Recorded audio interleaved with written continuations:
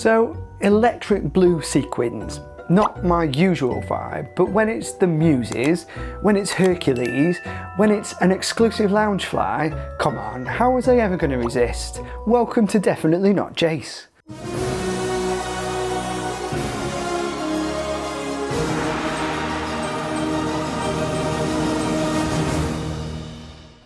Right, confession time. Hercules is my absolute favourite Disney film from childhood. It had everything, didn't it? It had the camp Muses, Danny DeVito was a goat man, Meg's dry sass, and an Alan Menken soundtrack. And for those of you that don't know, he's the genius behind the music from Aladdin, Tangled, Beauty and the Beast, and of course, The Little Mermaid. But I remember watching Hercules on VHS on repeat for hours and hours. I had the soundtrack, the pencil case with the multiple little drawers from the Disney store. I even had a pet hamster named Hercules. He was more of a Hades than a Hercules though, as he bit a massive chunk out of my finger as soon as I got him home from the pet shop. There was blood, betrayal, drama. Very on brand for a Greek tragedy, but that kind of set the tone for our entire relationship going forward. And as you can imagine, me and that hamster, well, we never truly bonded after that. But all that tragedy aside, when I heard Hercules the Musical was finally opening in London, without haste, I snapped up tickets from the moment they went on sale. I mean, how often do you get the chance to see your all-time favourite Disney film reimagined live on stage with the original Greek girl group front and centre, where they belong? Hercules the Musical opened back in June 2025 at the Theatre Royal Drury Lane, one of the most iconic and spectacular venues in London's West End. I went along on a very warm summer evening, and as soon as I saw the huge Hercules sign above the entrance, it all started to feel quite exciting. The theatre's architecture is genuinely stunning. If Mount Olympus had a theatre, this would be it. With its towering columns, ornate stonework and sense of grandeur, it's the perfect backdrop for a show as big, bold and theatrical as Hercules. See, now I've seen the show, I can confirm it was a pure spectacle. The staging was bold, the choreography electric, and the energy in the theatre was wild from the moment that the overture hit. And let's be honest, we can't talk about Hercules the Musical without mentioning the Muses. They don't just narrate the story, they carry it. Honestly, the entire production feels like an homage to their power, to their glamour, and to their amazing, amazing vocals. But here's the thing. I've noticed a few theatre critics have been a bit, well, sniffy about it. Look, Hercules was never going to be some highbrow reinvention of Greek mythology. It's a Disney film with sass, sparkle, and a lot of heart. I'm going to take a wild guess that Disney were never really aiming for a Sondheim level of sophistication or, Lloyd Webber style gravitas, thankfully. And I'm sure that might be a fair critique if you're going in as a seasoned theatre critic, but come on, this is Disney's Hercules. What exactly were you expecting? It's camp, it's colourful, and it's got 5 absolute icons belting out banger after banger. And, if that's not your thing, that's fine, but let the rest of us enjoy the ride. And you know what, honestly, the audience seemed to love it. The atmosphere was buzzing, and while it's definitely a bit of a theatre faux pas to sing along, I have to say, people were very well behaved, not a single voice out of turn, but I did spot a few mouths moving during Zero to Hero. Maybe even mine. Okay, definitely mine. Mine was moving as well. But I kept it silent enough not to get a side eye by one of the ushers. Now, this whole merch situation started innocently enough. I saw someone post the Hercules Spirit jersey on Instagram, I think. I've no idea who, and I can't find the post anymore, but the Spirit jersey was epic and got me even more excited for the upcoming event. But now let's talk about this. It's a Hercules Loungefly. And a Hercules themed Loungefly is something I've been pouring the internet for ever since I got into them. Can I say this is what I had in mind? Probably not. I'd have probably opted for a Hades themed Loungefly. And to tell you the truth, or the gospel truth. I didn't know that this one existed, but the moment I saw it for sale in the theatre, it practically radiated light, like it had just descended from Mount Olympus itself. And you know that ethereal glow that the gods and goddesses have in the animated film, that sort of soft aura of light that surrounds them whenever they appear? This Loungefly had that, and I'm not even being dramatic here. It genuinely looked like it had its own spotlight, and I was just drawn to it instantly. Another immediate purchase.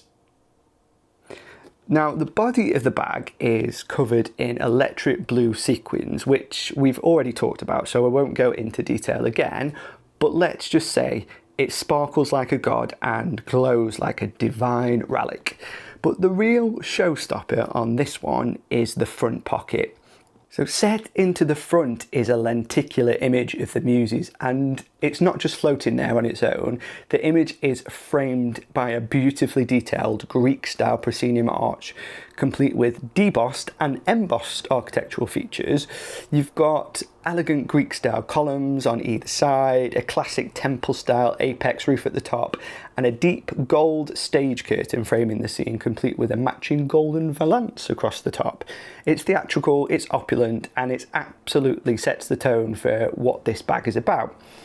As you tilt the bag, the Muses shift into different poses. Their attitude is practically radiating off this lenticular. It's a dynamic, moving tribute to the characters who truly carry the West End show, but maybe aren't quite as appreciated in the animated film.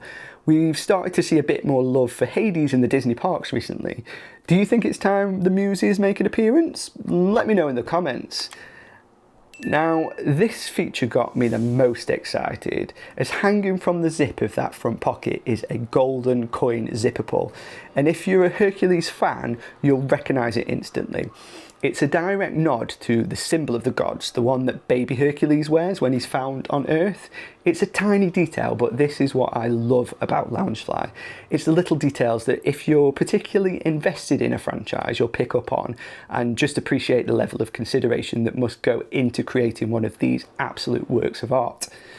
Now, the Loungefly plate on the front is done in matching blue and gold, and it simply says Disney. My bag before this was Disney Parks, but I suppose just Disney is more appropriate in this instance, and it fits the overall styling of the bag. Just above the lenticular image are two embroidered lightning bolt symbols, one on each side, flanking a sort of circular Greek-esque sun emblem.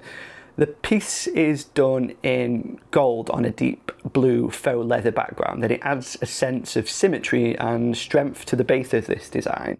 Now let's talk about the straps, because these are completely unique. I've seen a few Loungeflies in my time, but I've never seen straps quite like this. The faux leather parts are debossed with a Greek meander motif, like something you'd find etched into every ancient vase. Sorry, vase. The fabric section of the straps is done in a glittery gold that ties perfectly into the rest of the bag's dramatic palette. Again, it's another one of those little details that makes me feel a little bit more thankful that I have an impulsive side to me and snap purchased this bag. Even the tag is special on this bag. Instead of the usual Disney Loungefly paper tag with the spot gloss details, this one is branded with the Hercules The Musical logo. And yes, obviously this tag is never going to be removed.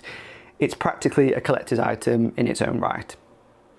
On the back of the bag, you'll find a debossed version of the Hercules, the electrifying new musical logo, set against a plain, rich blue faux leather. It's subtle, but it ties everything back to the show. No glitter, no sequins, just that single clean logo across the back panel. It's like the after party to the bag's red carpet front.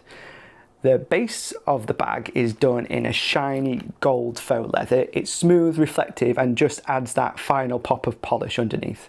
Honestly, this whole bag looks like it was designed by the Muses themselves. And of course, no Loungefly video is complete without a peek inside at the interior lining. This one is no exception. The inside of the main compartment and the front pocket are lined with a mustard gold fabric patterned with illustrations of Hercules battling the Titans. But the best part, the Muses have made it to the lining too. So I bought the Loungefly, went back to my seat, watched the show, thought about the Spirit jersey throughout the entire performance.